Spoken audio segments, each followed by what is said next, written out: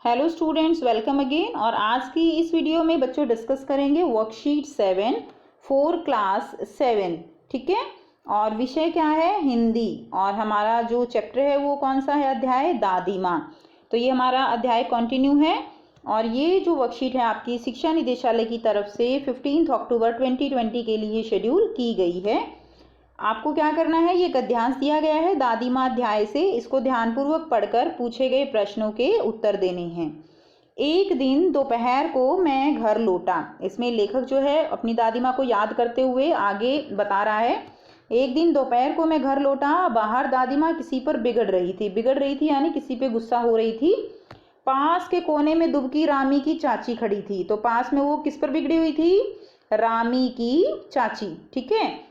उनके ऊपर वो जो है बिगड़ी हुई थी। आप चित्र में भी देख पा रहे हो कि दादी माँ जो है वो ये रामी की चाची हैं, इनको जो है वो इनके ऊपर गुस्सा हो रही है।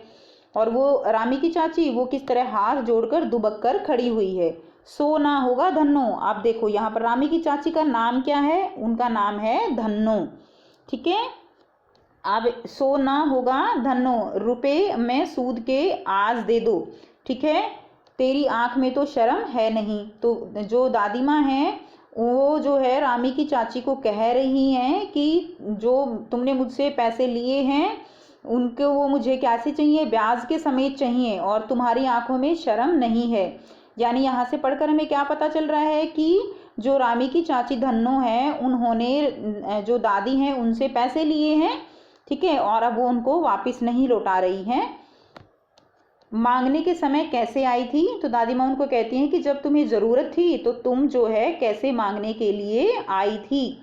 पैरों पर नाक रगड़ती फिरी। तो यानी वो तुम जो धन्नो है वो दादी माँ के आगे पीछे घूमी थी कि मुझे जो है पैसों की ज़रूरत है और मुझे आप पैसे दे दो। किसी ने एक पाई भी ना दी।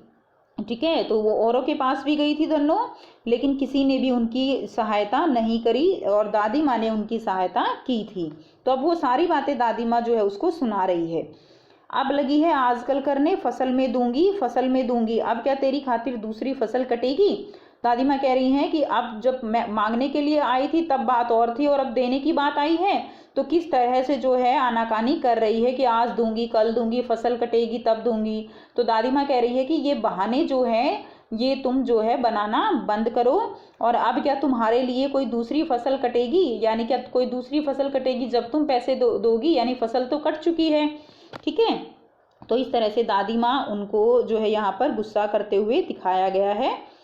गद्यांश को पढ़कर आपको क्या लगता है? ऋण किसने किससे लिया होगा?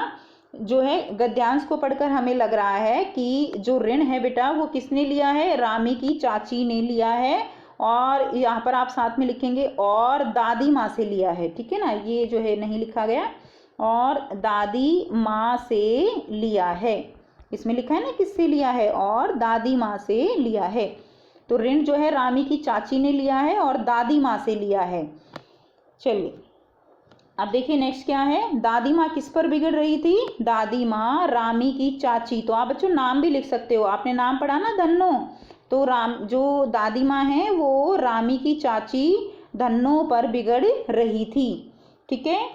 आप देखिए प्रश्न 3 क्या है? दादी माँ किस कारण बिगड़ रही थी? तो जो पैसे लिए थे वो नहीं दे रही थी, इसीलिए दादी माँ बिगड़ रही थी। तो रामी की चाची ने दादी माँ से कुछ पैसे उधार लिए थे और अब वह उन पैसों को लौटा नहीं रही थी, इसीलिए दादी माँ रामी की चाची पर बिगड़ रही थी। ठीक है। इसलिए वो उन पर क्या हो रही थी? उन पर बिगड़ रही थी। तो बेटा यहाँ पर आप जो है लिखेंगे रामी की चाची ने दादी माँ से कुछ पैसे उधार लिए थे और अब वह उन पैसों को लौटा नहीं रही थी, इसीलिए दादी माँ जो है वो रामी की चाची पर बिगड़ रही थी। ठीक है। आप बेटा इसको भी ठीक कर लीजिएगा। अब बच्चों यहाँ पर गद्यांश से रिलेटेड कुछ प्रश्न दिए गए हैं, तो आइए इनको करते हैं। प्रश्न एक क्या है? गद्यांश को पढ़कर आपको क्या लगता है ऋण किसने किससे लिया होगा? तो गद्यांश को पढ़कर पता चलता है कि ऋण जो है वो रामी की चाची धन्नो ने दादी माँ से लिया है। ठीक है। जिसके कारण वो उन पर बिगड़ रही हैं। प्रश्न 2 क्या है? दादी माँ किस पर बिगड़ रही थी? दादी माँ रामी की चाची धन्नो पर बिगड़ रही थी। तीसरा क्वेश्चन देखिए बेटा, दादी माँ किस कारण बिगड़ रही थी? तो दादी माँ जो है सभी बच्चों को पता है ना किस कारण बिगड़ रही थी। रामी की चाची ने दादी माँ से कुछ पैसे उधार लिए थे और अब वह उन पैसों को लौटा नहीं रही थी, इसलिए दादी माँ रामी की चाची पर बिगड़ रही थी। प्रश्न 4 देखिए, यहाँ ऋण लेने की बात हुई है। अनुमान लगाइए किन किन पारिवारिक परिस्थितियां हैं उसमें गांव के लोगों को ऋण लेना पड़ता होगा और उन्हें कहाँ से मिलता होगा। बड़ों से बातचीत कर इस विषय में लिखिए। तो बेटा देखिए, गांव में सभी लोग गरीब नहीं हैं, सभी लोग अमीर नहीं हैं। जिस तरह तो जो गरीब लोग हैं उनको अपनी आवश्यकताओं की पूर्ति के लिए जो है पैसा लेना पड़ता है, या कई बार होता है किसान, गांव में किसान जो है होते हैं तो उनकी फसल खराब हो जाती है, उनके पास आय का कोई स्रोत नहीं बचता, जिसके कारण उनको ऋण लेना पड़ता है। तो आप इसका आंसर जो है वो कुछ इस तरह से लिख देंगे, जो लोग गरीब हैं वो लोग अपनी आवश्यकताओं की पूर्ति के लिए ऋण लेते हैं, या वे किसान जिनकी फसल खराब हो जाती है तब किसान ऋण लेता है। ये ऋण उन्हें अमीर लोगों से मिलता है जिसका उन्हें ब्याज देना पड़ता है। किसान अमीर लोगों और उन लोगों से ऋण लेते हैं जिनके पास वे अपनी फसल बेचते हैं, तो जहां पर वो फसल बेचते हैं उनसे भी वो ऋण लेते हैं।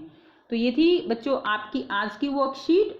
बेटा ये वर्कशीट काफ़ी इजी है, आप आसानी से कर सकते हो, साथ साथ इनको याद भी कीजिए। और अगर वीडियो अच्छी लगी तो लाइक शेयर भी कर दीजिए, चैनल को सब्सक्राइब कर लीजिए। And thanks for watching, have a nice day.